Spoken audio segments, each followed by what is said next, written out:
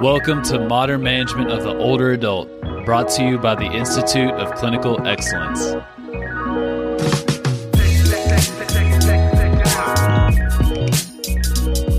We are live on Instagram. We are live on YouTube. Welcome to the PT on Ice Daily Show, brought to you by the Institute of Clinical Excellence. Good morning, y'all. Hope you're doing well. My name is Dustin Jones, one of the lead faculty members within Modern Management of the Older Adult Division, MMOA, as many of you all know. Good morning, folks rolling in here on Instagram, YouTube as well. Thank you, podcast listeners. We appreciate you listening to us on your commute or when you're doing your dishes. Today's topic at hand, falls training across the spectrum. Falls training across the spectrum. So we're going to get into a big, somewhat controversial topic in the realm of geriatrics, but you're going to learn this is not a geriatric issue. This is just a human issue of teaching people how to fall and why we may want to do that. Before we get into the goods, I want to speak to some of the Moa courses coming up. This is a very busy time for us in MMOA. We are kicking off the last online cohorts of the year of 2022.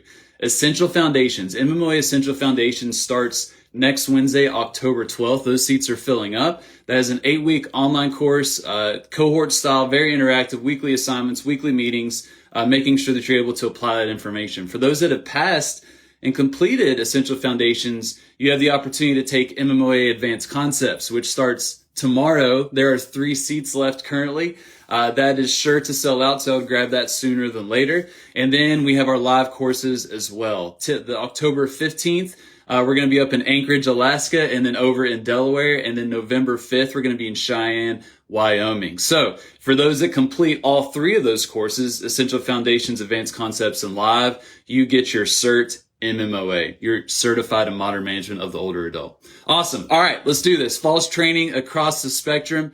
I had an awesome interview that we're going to publish on the MMOA podcast with Stephen Kinney. So just for a little bit of context, Stephen Kinney is a researcher. He is a professor. He's a physical therapist. But about couple years ago, started to do a revamp of our falls prevention lecture in modern management of the older adult. And as I was diving into falls prevention and just looking more at the research, you start to see that we are really ignoring a big chunk of the encompassing term of falls prevention. We focus so much on what we do before a fall happens in terms of addressing risk factors, of maximizing physical capacity, addressing, extrinsic risk factors like fall hazards in the home, for example. And we do a miserable job, no job at all. We just completely ignore it, of preparing people for the event of a fall, how they fall, can they fall and minimize that impact severity, reduce the likelihood of an injury? Are we helping them be able to get up from a fall in terms of floor transfer training? We do a pretty terrible job at that across the board. And I'll throw myself in that as well. And when I started to dive into that research, Stephen Kinney's name came up pretty regularly. He had an awesome case study that some of you all may have seen in PTJ in December of 2020 of teaching an older adult how to fall. So did an interview with him yesterday, and we fielded some questions from the MMA community. And a consistent question that we got was, when do we apply this? How do we apply this? Is falls training good for all of our patients? And with our conversation, we were saying yes, but I wanted to expand on that a little bit more today. So falls training. Why in the world are we talking about teaching people how to fall, right? Especially for some of you in the context of, let's say, busy outpatient orthopedics, where the main driver to your services is pain, right? Back pain, shoulder pain, knee pain. Why am I going to teach or show this person how to fall to the ground when all they care about is me reducing their painful symptoms, right?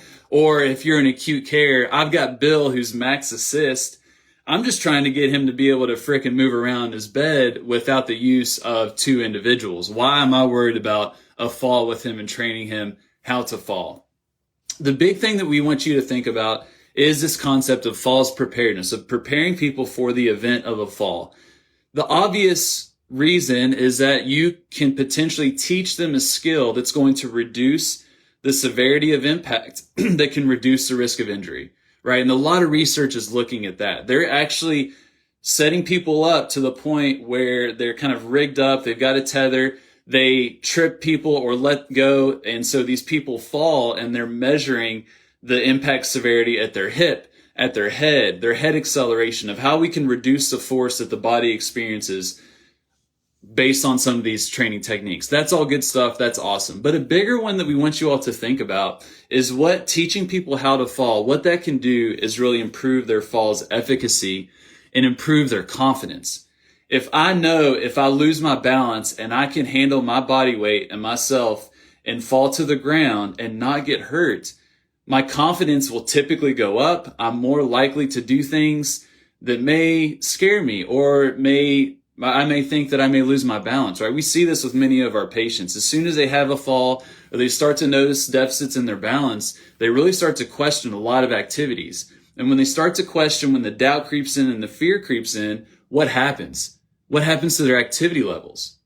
It absolutely plummets, right? Anyone that's worked home health has seen this. Someone's had a fall, and then instead of going throughout their whole home and doing their landscaping and mowing their lawn and going to the grocery store, they may end up only traversing 2 rooms of their whole house. Their activity levels have plummeted, and then we know what happens after that, right? So the fall's efficacy and confidence is absolutely huge. Absolutely huge. That's a big benefit from this, and we want you all to really consider that. So across the spectrum, what can this look like? We cover this in MMA Live, a full 2 hours where we talk about falls preparedness and training people how to fall. I also want to plug Stephen Kinney's pre-conference that he's going to be doing at CSM the day before CSM kicks off. He's doing a whole day on showing you how to teach people how to fall, and you'll learn how to fall yourself. So I encourage you to check that out. But what we want to talk about is what this looks like maybe from the hospital all the way to the gym. So let's say we're in the hospital. Let's say we got someone like Bill who's something like max assist, right?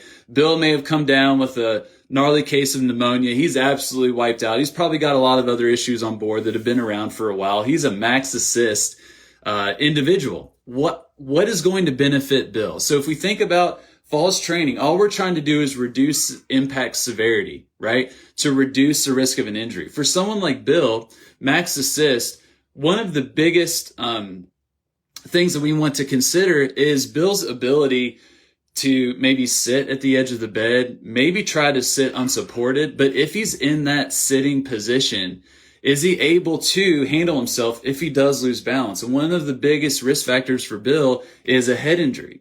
If he is sitting unsupported, he loses balance and falls backwards or falls to the side, is he able to protect his head so he does not hit his head on something like a bed railing, for example? Or, God forbid, if he ends up falling out of his bed onto the ground, is he able to protect his head? So even a very simple technique of, let's say, rolling backwards, tucking your chin, or if you're rolling to the side, tucking your chin away from where you're rolling, can protect his head, put his neck in a solid position to where when he does fall back, he's not going to have that whiplash sensation and end up having some type of concussion or TBI, for example.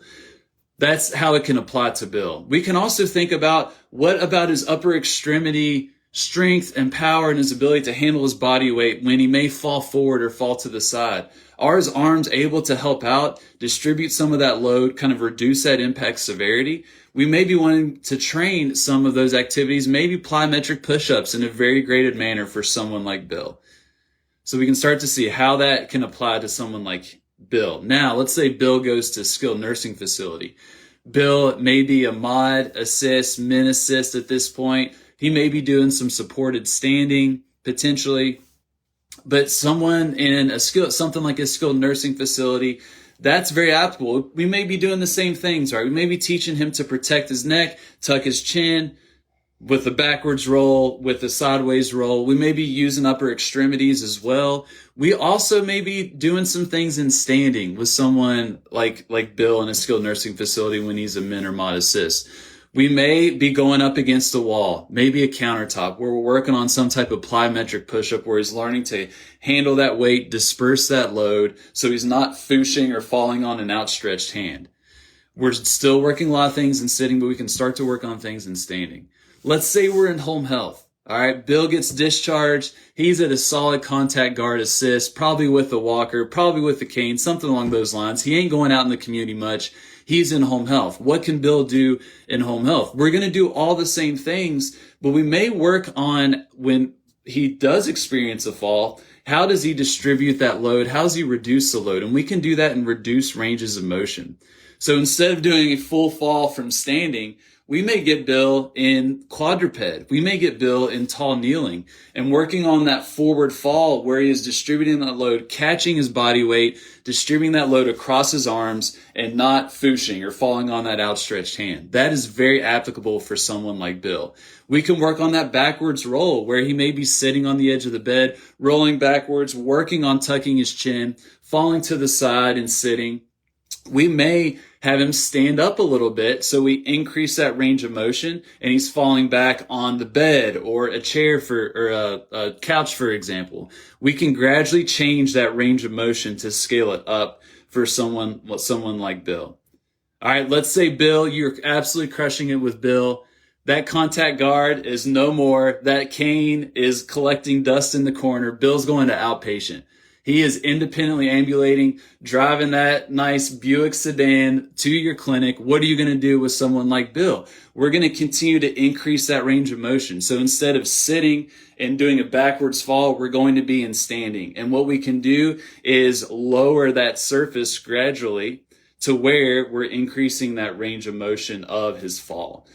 Working on him getting low, protecting his neck, being able to distribute that load to reduce that impact severity. Same thing going forward. We can start to use mats where we have, the old school gymnastic mats or bouldering mats that you would see in something like a rock climbing gym. Or if you have a really good high-low table, big therapy mat table. Or if you're lucky, you've got grass. You've got a grassy area outside. Better yet, if it's a grassy area and it has a slope, because if it's at an incline, we can ultimately reduce the range of motion of that fall. We can make it very, very inviting and not as intimidating for someone like Bill in outpatient. You also have the luxury in many of these settings for a lot of guarding, right? Transfer belts, gait belts, all kinds of stuff to make this safe. Let's say Bill's done with PT. I'm out, discharged him, see ya. Let's say Bill goes to a gym. He's in a fitness facility.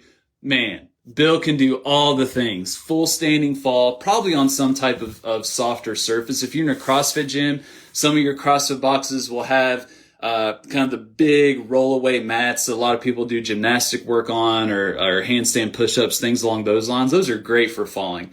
You can get bouldering mats and other mats, and you can do full range of motion falling, forward, backwards, to the side if you're feeling crazy. That's how we can progress it. So all you need to think about is how can I reduce the severity of impact upon a fall, right? To reduce the risk of injury. And throughout that spectrum, what we're mainly doing is just increasing the range of motion of that fall. When we're in the hospital, we may just be sitting, right, and working on tucking the chin. We may be doing some seated plyometric push-up type work to work on that upper extremity support. And as we progress and get more independent, we're just increasing that range of motion to the point where we're doing a full fall.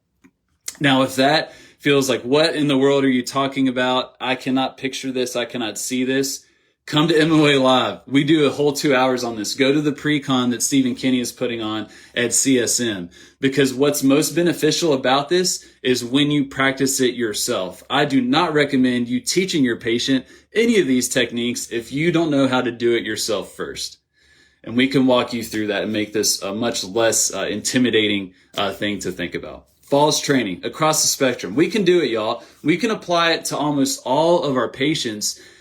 That's going to equip them with some helpful techniques to be able to use in the real world if and when they lose their balance. But the big thing is their falls efficacy and their confidence. If I know I can handle my body weight when I do fall, think of all the things that I will still want to do and not be scared to do because I know I can handle that worst case scenario.